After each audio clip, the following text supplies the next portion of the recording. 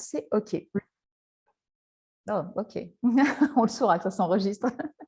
Donc, c'était le 37e jour ce soir où j'avais envie qu'on reparle en fait de l'effort que l'on pouvait mettre en fait dans nos actions pour pouvoir toucher du doigt, goûter à la réussite. Et c'est vrai que hier, dans la prise de conscience du jour, je vous partageais à quel point finalement je j'étais adepte de cette loi spirituelle du moindre effort. Donc, c'est une des 7 lois. Deepak Chopra, d'ailleurs, en parle très, très bien dans son livre Les 7 lois spirituelles du succès. Et alors pourquoi elle me parle tant, cette loi du moindre effort? Parce que moi qui suis tellement connectée au vivant et puis qui veut tellement vous aider à vous reconnecter au vivant, pour prendre conscience que vous en faites partie et que finalement, il y a juste laisser les choses se faire quoi, à travers vous. Quand je vous invite à vivre au rythme des saisons, c'est pour que vous puissiez aussi retrouver eh bien, votre saisonnalité et puis les rythmes de croissance, décroissance, de croissance, décroissance. En fait, ce n'est pas des hauts débats, quoi. C'est plutôt, ce sont des cycles, quoi, des cycles. Et en fait, idéalement, je dirais, quand on prend conscience de ce fonctionnement, quand on s'intègre, je dirais, dans les lois, je dirais, naturelles, on se rend compte mais tout l'univers en fait conspire à ce qu'on réussisse, que toutes les lois quelque part naturelles sont véritablement des alliés, alors que finalement on a l'impression que parfois que tout l'univers est contre nous et on ne comprend pas et on tombe dans la victimité aiguë. Alors je ne crois plus ça. J'ai fait tellement d'expériences, et je peux en faire encore beaucoup dans ma vie, mais j'ai fait tellement d'expériences par le passé où je suis tombée tellement bas et j'ai goûté à des trucs tellement youhou que je peux prendre du recul et observer tous ces instants et me rendre compte que oui, l'univers a toujours conspiré en fait pour me faire réussir. Et pourquoi je reviens du coup sur cette loi du moindre effort? Parce que j'étais mais très heureuse de partager cette prise de conscience avec vous hier soir. Et ce matin, je tombe sur une citation, puis pas de n'importe qui en plus, je vous l'ai dit. Alors, c'est dans l'effort que l'on trouve la satisfaction et non dans la réussite. Un plein effort est une pleine victoire. Je le refais, hein. Donc, c'est dans l'effort que l'on trouve la satisfaction et non dans la réussite. Un plein effort est une pleine victoire. Cette citation, elle est de Gandhi. Alors, c'était amusant parce que ce matin, quand je tombe sur cette citation, je repense en fait à ce qu'on s'est dit hier soir autour de la loi du moindre effort. J'ai fait, il y a un bug là. En plus, voilà, c'est pas Tartampion, quoi, c'est Gandhi. Alors que souvent, quand je lis une citation de Gandhi, ça vibre en moi, ça fait oui, quoi. Et là, il y a un bug, quoi. Il y a un bug en moi. Je dis, ah, j'ai envie qu'on en reparle de cette notion d'effort ensemble. C'est pour ça que j'ai posé le sujet et je vous ai demandé en fait ce que vous en pensiez. Alors, c'est Sandra voilà, qui a répondu justement en dessous en commentaire et j'adhérais quoi, à ce qu'elle disait parce que tout comme moi, elle dit non, finalement, elle dit, je me suis rendu compte que quand on force, quand on est dans l'effort, quand on est dans la pénibilité, c'est pas là finalement que le succès, la réussite se goûte. Et elle faisait aussi le parallèle avec le couple. Elle dit on n'est pas dans l'effort, dans la concession, non, on est juste là. En fait, on est tellement qui on est, quoi. On vit, on se respecte l'un l'autre. Voilà, dans le cadre du couple, elle en parlait. On se respecte l'un et l'autre. Et finalement, quelque part, on va juste grandir ensemble, quoi. Mais il n'y a pas d'effort. Au contraire, on se soutient.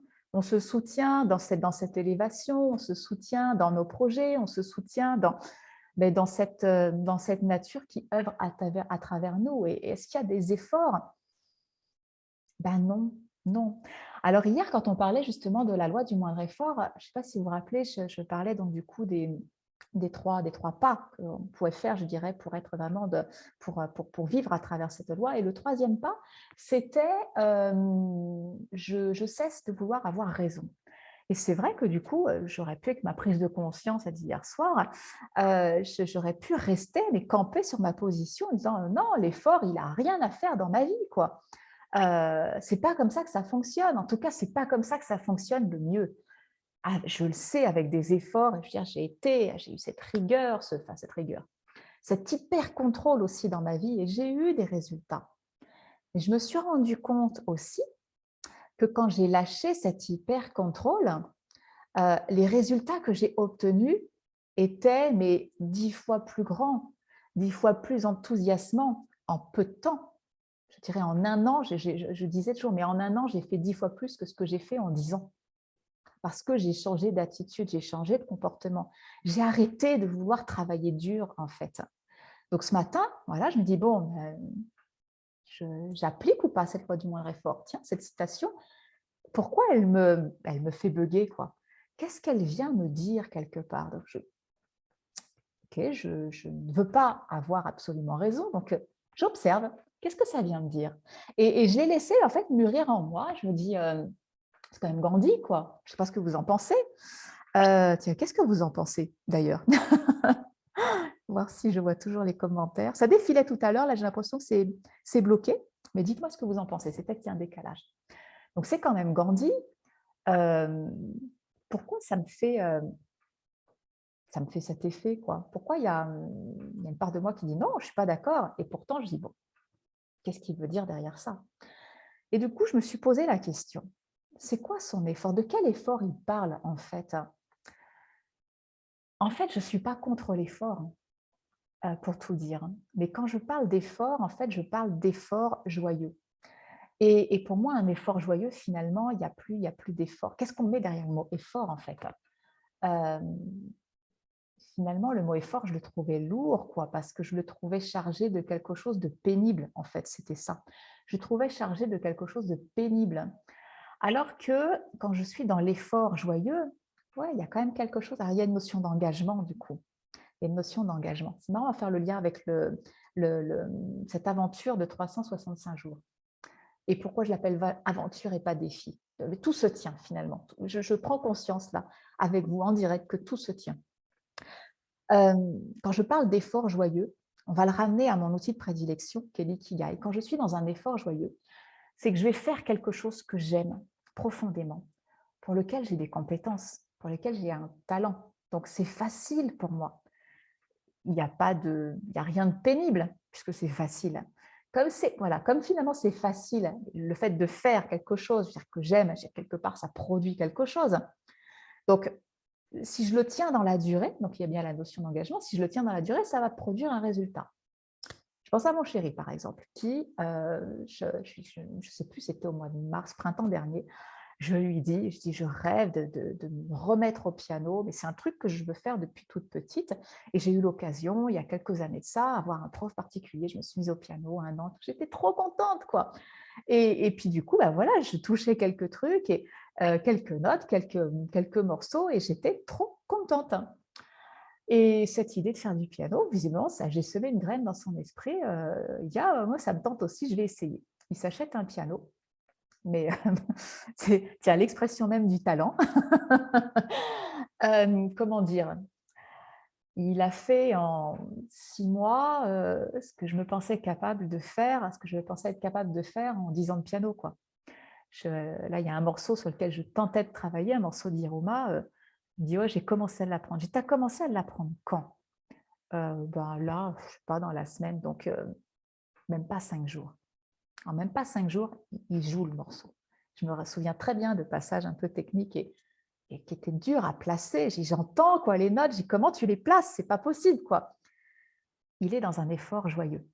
Ça veut dire qu'il fait quelque chose qu'il aime. Là, il a découvert un truc, il l'aime. Il a du talent pour ça. Il le travaille quotidiennement. Mais pourquoi? Parce que mais ça l'appelle, quoi. C'est joyeux. C'est pas un effort. Ah si, c'est un effort joyeux. Du coup, il développe des compétences. On est dans l'effort joyeux. Et quand on est donc dans notre ikigai, quand on est justement et à la fois dans ce qu'on aime et pour lequel on a des compétences, du talent, vous savez, ces activités qui nous passionnent, justement, c'est la zone passion à l'intersection des deux cercles. On est dans ce qu'on appelle l'état de flow. Vous savez, ce moment où on pourrait faire ça pendant des heures, quoi. On oublie le temps qui passe. D'ailleurs, la notion de temps, ça n'existe plus. On pourrait oublier de manger, on pourrait, voilà, c'est ça, on pourrait en faire pendant des heures. C'est un effort, quelque part, un effort joyeux. Pourquoi? Parce qu'il y a cette régularité, cet engagement dans le temps qui fait que ça va finir par produire un résultat. Le résultat, c'est que ce morceau, il va me le jouer là dans pas très longtemps, quoi. Dans pas très longtemps. Il y a un résultat et c'est une victoire. Pourtant, il n'y a pas eu d'effort. Enfin, en tout cas, pas d'effort tel que je le conçois, je dirais, dans la citation de Gandhi. C'est dans l'effort que l'on trouve la satisfaction. Alors, ok, oui, l'effort joyeux. Et non dans la réussite. Un plein d'effort est une pleine victoire. Oui, s'il parle d'effort joyeux, je suis d'accord. Je suis ok, ça me parle. Qu'est-ce que tu en penses? Est-ce qu'il faut que je réactualise pour voir les commentaires? Je ne les ai pas sur mon ordi ce soir, c'est bizarre et pourtant je vois qu'il y a des notifications.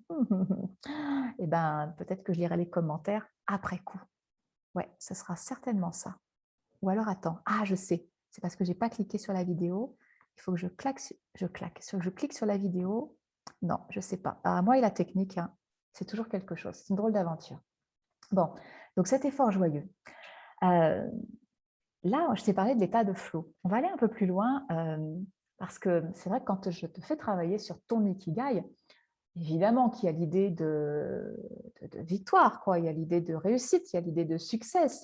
Et ce pourquoi vous venez, mais bon sang, je veux trouver ma voie, quoi. Je veux trouver ma voie professionnelle, je veux avoir des résultats et des résultats professionnellement, bah, évidemment, c'est le plaisir de faire de faire ce que l'on va faire au quotidien, c'est le fait d'avoir des clients, mais enfin, professionnellement parlant, c'est quand même d'être rémunéré, je dirais, pour ce que l'on fait. Sinon, bah voilà, ça reste un loisir, une passion, c'est du bénévolat et on n'est pas, je dirais, dans, dans notre raison d'être professionnelle, donc dans l'incarnation de notre ikigai professionnel. Donc, on va revenir à cet effort joyeux où on fait quelque chose que l'on aime profondément, on a du talent, des compétences, etc. Quand on ajoute à ça, finalement, le besoin du monde auquel on va répondre, et ça, on travaille vraiment très spécifiquement dessus sur le 3e jour de l'atelier Ikigai, à partir de la pyramide de Maslow, parce que qui dit besoin du monde, hein, on dit bah, si le monde a des besoins, le monde est quand même peuplé d'êtres humains. Si je ramène à chaque être humain, je me dis bon, bah, individuellement, nous avons des besoins qui ne sont pas les mêmes. Moi, je dirais, j'ai certainement vécu des choses dans ma vie, des expériences ou en effet des connaissances, des compétences qui font que je vais pouvoir peut-être répondre, apporter des solutions à une partie du monde. Voilà, des gens qui ont des besoins à combler et je devrais pouvoir répondre à ça. Alors imagine quand tu réponds à un besoin du monde, à partir de quelque chose que tu aimes profondément faire, pour lequel tu as des talents, des compétences et tout. Tu vois comment on commence à remplir en fait cette idée. On est toujours dans l'effort, hein. On est toujours dans l'effort joyeux puisqu'on fait ce que l'on aime, on a des compétences. Okay, mais là, on dit, tiens, je vais quand même réfléchir à dire qui aurait besoin de ce que j'aime faire là. Quand je suis dans cet état de flow, c'est à qui ça pourrait être utile, en clair? À qui ça pourrait être utile? Quel problème ça peut venir résoudre? Ou quel problème les gens rencontrent s'ils n'arrivent pas à faire, je dirais, ce que moi, je suis en train d'arriver à faire avec une aisance totale aujourd'hui. OK. Comment je peux les aider? Comment je peux les aider? C'est vraiment une question à se poser, quoi. Quand vous faites quelque chose qui vous transporte, posez-vous la question. Qui je peux aider avec ça, quoi, en clair? Qui je peux aider? Parce que finalement, quand déjà on travaille sur ces 3 cercles, et c'est important, du coup, de se dire « Ah, ça y est, je vois les commentaires, donc a priori, ce n'est pas bloqué. » Et coucou Eliane, j'ai vu ton message ailleurs, c'est que je n'ai pas encore eu le temps de répondre à tous mes mails. Donc, demain matin, certainement très tôt, mais là, pour ce soir, ça va être bon pour moi. La journée était assez remplie. Voilà, je te remercie. J'espère qu'il n'y a pas d'urgence. Sinon, tu mets un petit message privé sur Messenger. Ça apparaît et ça, je ne suis pas obligée d'aller dans mes messages. S'il y a urgence, ça, je le vois tout de suite et je peux traiter avec un petit vocal très rapidement. Voilà, merci à toi. Donc, on a traité les 3 cercles là. On fait ce qu'on aime, on a des talents, des compétences. On se pose la question du à qui ça peut être utile, quoi. Ce truc que je fais qui est juste orgasmique pour moi. Okay, donc, on est dans l'effort joyeux. Ne pas oublier que quand je contribue au monde, il y a une boucle, il y a un cycle à ne pas casser. Autrement dit, je donne là, je suis en train de donner, j'ai envie de contribuer au monde. C'est facile de donner, enfin c'est facile. On est plus enclin, on a plus de facilité, je dirais, à donner qu'à recevoir. Et recevoir, je dirais, dans le milieu professionnel, c'est le cercle du bas, en effet, c'est quelle contribution finalement le monde, du coup, va être pour moi quand je fais ce que j'aime, avec le talent que j'ai, pour pouvoir contribuer au monde. eh ben, finalement, on va me donner de l'argent dans la sphère professionnelle. Ben oui, mais il se trouve que c'est difficile pour beaucoup d'entre nous, parmi vous. Je dis nous parce que j'ai tellement travaillé sur ce sujet et je travaille encore sur ce sujet, mais recevoir, c'est difficile. Pourquoi? Parce que ça nous parle de l'estime que l'on se porte, quoi, de la valeur que l'on se donne. Alors, il y a le fameux syndrome de l'imposteur qui se cache là-dedans, mais recevoir, c'est compliqué. Et quand on ne reçoit pas, eh bien, on couple. On couple. Je ne sais pas s'il y a un lapsus encore. Je n'arrête pas de faire des lapsus en ce moment. On couple. Bah, si, il y a bien une idée de couple. Enfin, en tout cas, il y a celui qui donne, il y a celui qui reçoit. Ou, voilà, on peut donner à un endroit et recevoir, pas forcément de la personne à qui on donne, on peut recevoir de plein d'autres endroits différents. Mais je veux dire, c'est important de savoir recevoir parce que sinon, en effet, on coupe, je dirais, ce cercle vertueux que l'ikigai décrit parfaitement. C'est je fais ce que j'aime profondément parce que j'ai du talent, j'ai des compétences. Ça me rend heureuse parce que ça va contribuer à une partie du monde. Et en échange, le monde, en contribuant au monde, je me rends compte que je reçois une contribution qui me permet de faire encore plus ce que j'aime avec le talent que j'ai pour pouvoir toujours plus contribuer au monde, etc., etc., etc. Là, on est vraiment dans une boucle qui est vertueuse. OK?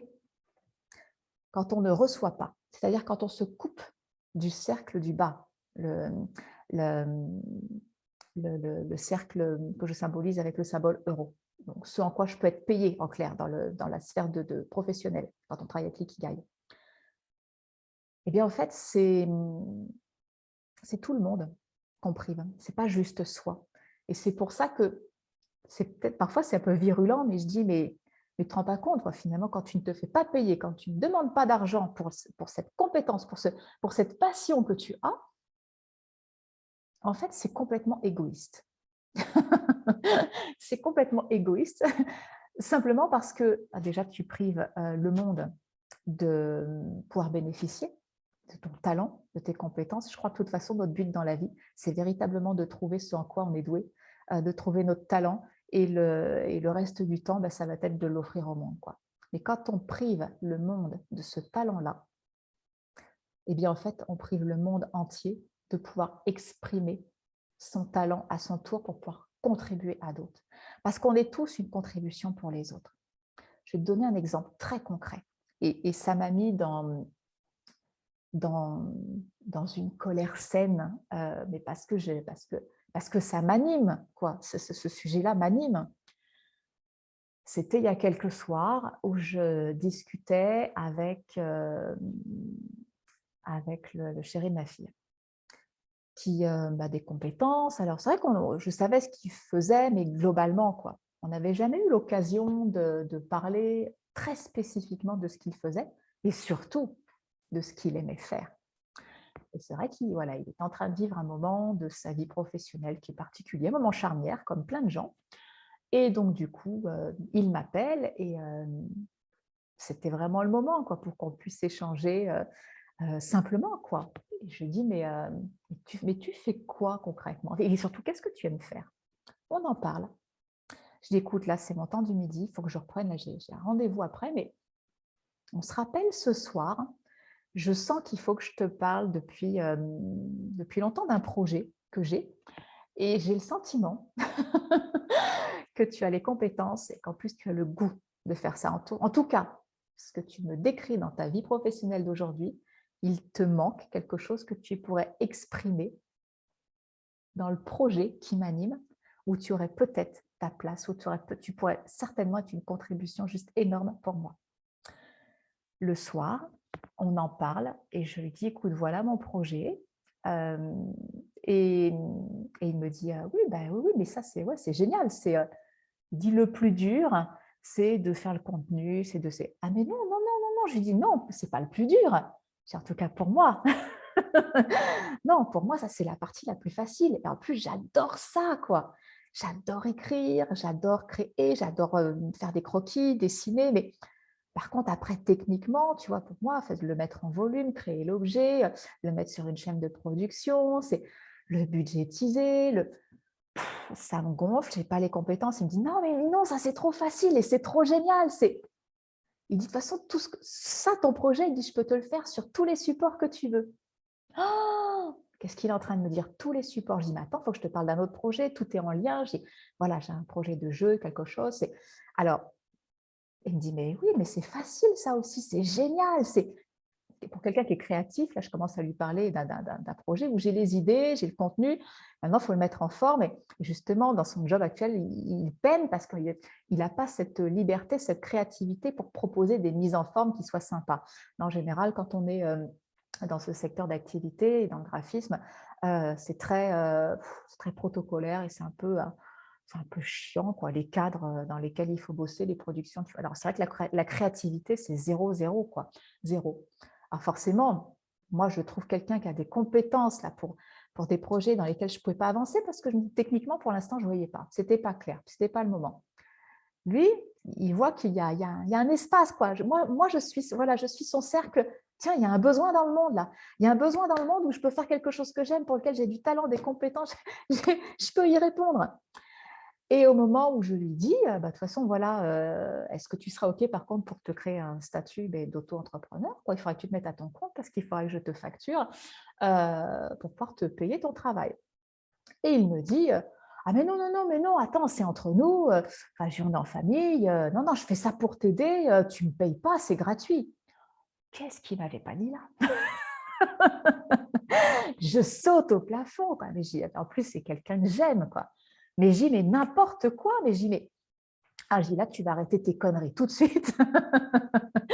Tout de suite, je lui explique justement cette mécanique quoi, de l'ikigai. Je dis, écoute, si aujourd'hui tu réalises que il y a quelque chose que tu aimes faire, tu as des compétences, tu viens d'identifier un besoin très spécifique là, chez moi, tu peux y répondre et je ne suis pas la seule à avoir ce besoin spécifique-là. Imagine que là, tu pourrais répondre à tellement d'autres demandes. Je dis, des entrepreneurs comme moi qui ont ce genre de projet en tête, j'en connais beaucoup. Beaucoup. Et tu me dis, je vais faire ça gratuitement. Tu sais ce que tu vas faire du coup? Eh bien, tu vas arrêter de te plaindre et puis tu vas retourner faire ton job alimentaire où tu te fais chier, où tu déprimes, où tu es mal payé. Et puis finalement, tu vas rendre le monde un peu plus gris, un peu plus triste. Ouais. Alors que finalement, si tu prends ta place, que tu prends du plaisir dans ce que tu fais et que tu acceptes de recevoir voilà, de l'argent que je te paye pour ce truc que tu kiffes faire, et parce que tu kiffes faire, je sais que tu vas bien le faire, je ne sais pas si tu te rends compte que tu permets, moi, de prendre encore plus ma place, de me permettre de me développer, en tout cas de faire des projets qui m'animent pour pouvoir contribuer encore plus au monde. Parce que pour moi, ça, ce sont juste des supports qui vont me permettre de faire quoi? Mais de remplir encore plus ma mission d'âme, qui est quoi? De vous aider d'abord moi, de me reconnecter au vivant et à ce qu'il y a de plus vivant en moi, et ensuite de vous aider à vous reconnecter au vivant et à ce qu'il y a de plus vivant en vous. Mais des supports, je veux dire, j'en crée. Je suis sur du support numérique. Aujourd'hui, je pense à du support physique. Et tu vois, j'étais bloquée. Est-ce que tu vois à quel point, finalement, alors déjà, on est des contributions les uns pour les autres, que c'est absolument égoïste, finalement, de ne pas prendre sa place et de ne pas être dans ce plaisir, mais je dirais, mais indécent, qui va être la contribution mais la plus magnifique qu'il y a au monde. Et c'est pour ça que pour moi, du coup, l'idée d'effort, pour moi, j'ai du mal. Quand je dis, c'est dans l'effort que l'on trouve la satisfaction. Ouais, je dis OK, ça ne peut pas être le même effort dont on parle, ce n'est pas l'effort pénible, et non dans la réussite. OK? Un plein effort est une pleine victoire. OK, pour moi, si on parle d'effort joyeux, si on est dans quelque chose, si on fait quelque chose que l'on aime, pour lequel on a du talent, des compétences, je suis absolument d'accord. Parce qu'en effet, c'est plus la réussite, c'est plus la finalité finalement qui nous mène, c'est ce plein effort, c'est ce chemin, c'est cet effort joyeux finalement qui fait que mais la victoire, elle n'est pas au bout, elle n'est pas au résultat, elle est là, elle est dans tous les instants. Et du coup, c'est comme ça que je la comprends, cette citation de Gandhi. Je ne sais pas si ça te parle, c'est est-ce que vous êtes là? Est-ce que vous êtes avec moi? Est-ce que ça vous parle ce que je vous dis? Ou est-ce que je suis toute seule là dans mon délire avec mon effort joyeux? Dites-moi quelque chose. Dites-moi quelque chose. Est-ce que ça vous parle? Donc, du coup, finalement, l'effort joyeux, pour moi, c'est quelque chose qui serait complètement détaché du résultat. Non, évidemment, quand on est dans la sphère professionnelle, on est obligé quelque part de… Et en même temps, ça me fait penser à autre chose. On est obligé, en tout cas, d'avoir un objectif, un résultat. C'est simplement pour mesurer une progression. Mais en même temps, je dirais que je cherche le mot, je l'ai perdu. Ça porte un nom, hein. Ça porte un nom. Je vais t'expliquer, tu vas me trouver le mot. Tu sais, c'est l'histoire de la tarte tatin. En fait, la tarte tatin, c'est un échec qui est devenu une réussite, quoi. C'est une… Ah, je l'ai sur le bout de la langue. Je ne le cherche plus. Il reviendra. Est-ce que tu sais? Non, tu ne sais plus. Tu ne sais pas. Tu ne me dis pas. Tu ne m'aides pas, en fait. Tu ne m'aides pas. On peut se fixer en effet un résultat. En tout cas, voilà, on veut obtenir ça. Et parfois, sur le chemin, je dirais, quand on est dans cet effort joyeux, en tout cas, moi, je sais que quand j'étais artisan, je voulais créer un meuble, un accessoire. Et parfois, en loupant un truc, je me rends compte, je découvrais une propriété technique de plus, quoi, du matériau. Je fais « Ah, ça, c'est génial! Ça va me permettre de créer telle forme ou telle… » Alors que je ne savais pas comment le faire avant. En fait, c'est ça, c'est… Comment ça s'appelle? Non, ça ne te dit rien, ça ne vous dit rien, visiblement. Ça me reviendra. J'ai là, pourtant, le mot. Hein. Bon, bref, c'est quelque chose que tu ne cherches pas. Et c'est l'histoire de Christophe Colomb, quoi, qui, qui finalement a trouvé c'est quoi, c'est l'Inde ou l'Amérique d'ailleurs, je ne sais même plus. Il cherchait l'un, il a trouvé l'autre. Ça n'était pas prévu, ça s'est présenté sur son chemin. Non, je ne trouve pas le mot. C'est pas grave, peu importe. Donc, quelque part, l'effort joyeux, c'est ça, il est détaché du résultat. C'est le chemin, quoi. Ce sont tous les instants qui sont des petites victoires, quelque part. Et c'est vraiment ça qu'il faut goûter. Et pour moi, on le goûte à partir du moment où on accepte d'être vraiment, mais dans le plaisir, je dirais, au quotidien, dans l'expression même de nos talents, de nos compétences, et qu'on est dans le donner et le recevoir, quoi. Et le recevoir. Et du coup, cette idée d'effort pénible, je me dis, mais l'effort pénible nous coupe du recevoir. Ouais, c'est ça, il faut donner, quoi. C'est très judéo-chrétien, hein, il faut donner parce que tu donnes, t'es bon, quoi. Et tu recevras, du coup. Mais peut-être pas ici, tu iras au paradis. Alors que non, on vit une vie là, terrestre, quoi, on est incarné. Et je dirais que ça fonctionne, en tout cas cet effort joyeux, il existe parce qu'on est dans le don, dans le donner et dans le recevoir. Est-ce que ça vous parle? Je ne sais pas ce que ça évoque pour vous. Euh, non, ce n'est pas découverte, c'est la sérendipité. Ça y est, il ne faut plus chercher. La sérendipité, c'est ça, c'est quand voilà, on ne cherche pas et sans chercher, on trouve quelque chose qui fait un espèce de eureka. Ah, ça fait du bien, ça fait du bien quand on trouve. Je vais vous lire, tu sais, sur la réponse. Ouais, oui, ça me parle et c'est encore une découverte. J'ai à laisser ce concept s'intégrer. Redis ce que tu cherches comme moi, égale définition. Découverte, l'exploration inédite. Ouais, il y a l'idée d'exploration, c'est ça, l'effort joyeux, c'est une exploration aussi. En fait, c'est laisser la curiosité de l'enfant, quoi. Hein. C'est quand on reconnecte aussi à cet enfant intérieur, l'enfant non blessé, quoi, l'enfant spontané. Il y a toute cette curiosité finalement qui est vivante, quoi. C'est ça le vivant en nous, hein. C'est qui est à l'œuvre. Donc, un effort joyeux, c'est je fais ce que j'aime. Je suis dans l'expression même de mon talent, je suis détachée du résultat. Par contre, voilà, dans le cadre professionnel, je dois même réfléchir à tiens, mais ce que je fais avec tant de passion et tant de facilité, c'est qui est-ce qui cherche ça, quoi? Qui est-ce qui cherche ça? Et à partir du moment où j'ai trouvé quelqu'un qui cherche ça, mais j'ai l'obligation de lui proposer. c'est fini quoi, de se dire «Ah ben non, je vais peut-être pas lui dire» ou «Ah ben non, je vais pas déranger», «Ah ben non, je vais pas» parce que c'est fini ça. Parce que tu réalises que finalement, quand tu ne proposes pas ce talent qui te met dans cet effort, alors cet effort, je veux dire l'effort du coup, voilà, j'ai rajouté l'effort, il serait peut-être dans la régularité, quoi.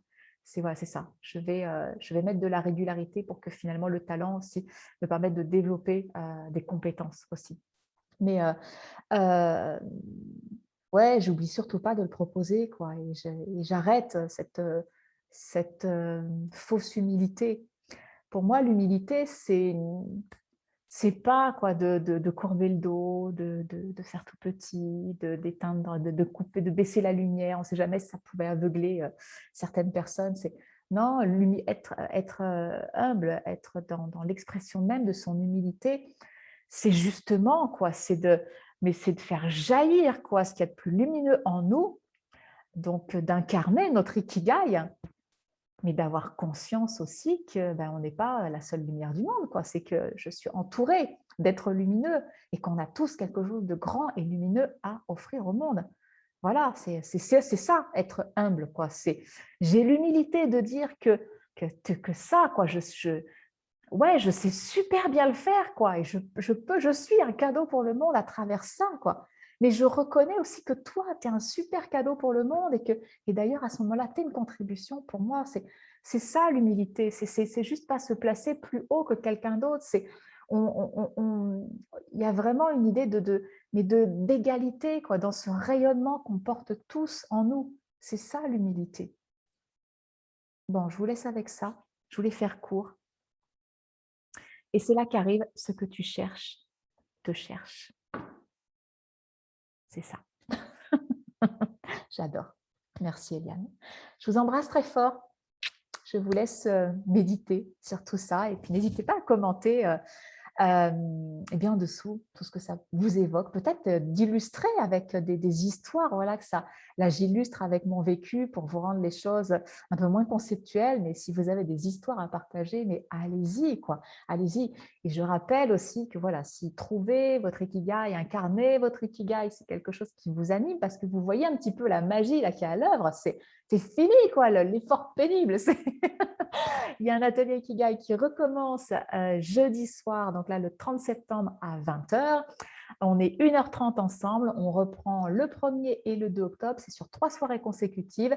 Dès que vous vous inscrivez, je vous envoie donc du coup un PDF, c'est-à-dire un support numérique à télécharger pour pouvoir faire les exercices que je vais vous proposer sur les 3 soirées. Il y a vraiment tout un processus sur lequel je vous emmène où on va explorer les 4 cercles de l'Ikigai.